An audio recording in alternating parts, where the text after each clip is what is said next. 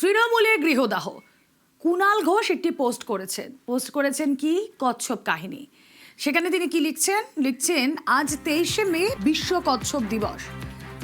কচ্ছপদের ভালো রাখুন, ওরা দীর্ঘদিন বাঁচে, অনেক বয়স পর্যন্ত।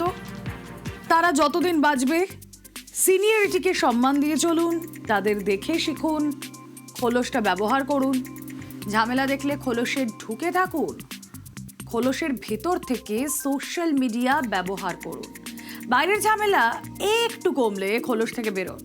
আগে মুখ বাড়িয়ে দেখে নিন কোন দিকে হাঁটবেন, তারপর সুবিধে মতো চলুন। বাঘ সিংহদের বয়স কম, ওরা অতটা জানে না।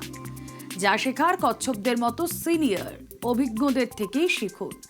দিকে দিকে কচ্ছপ দিবস পালন করুন, কচ্ছপদের সংরক্ষিত রাখুন। কথা বলবো, আবির প্রতিনিধি রয়েছেন আমাদের সঙ্গে। আবির, কুণাল ঘোষের এই পোস্ট কতটা ইঙ্গিতপূর্ণ?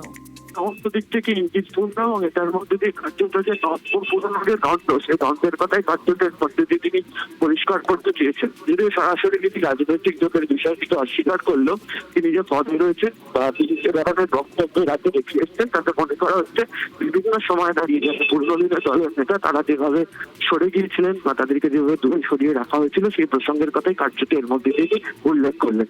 তুমি জানো যে আরজি করের ঘটনার সময় প্রেক্ষিতে তিনি বারবার ধরে অভিযোগ করে বলেছিলেন যে যারা পুরনো নেতা তাদেরকে গুরুত্ব দেওয়া হচ্ছে না, যারা নতুনরা রয়েছেন তারা বিভিন্ন ধরনের পোস্ট করছিলেন, কিন্তু আসল সময় দাঁড়িয়ে তারা ভেতরে ঢুকেছেন, তারা বাইরে বেরিয়ে রাস্তাতে নেমে তারা আন্দোলন পর্যন্ত করেনি, এমনকি তাদের দলের তরফ থেকে কোনো প্রতিক্রিয়া তাদের কাছ থেকে পাওয়া যেত না এবং তারা রাস্তাতে নেমে দলের পাশেও দাঁড়ায়নি। কার্যত সেই প্রসঙ্গের কথাই এর মধ্যে দিয়ে কার্যত কটাক্ষ করে তুলে ধরেছেন।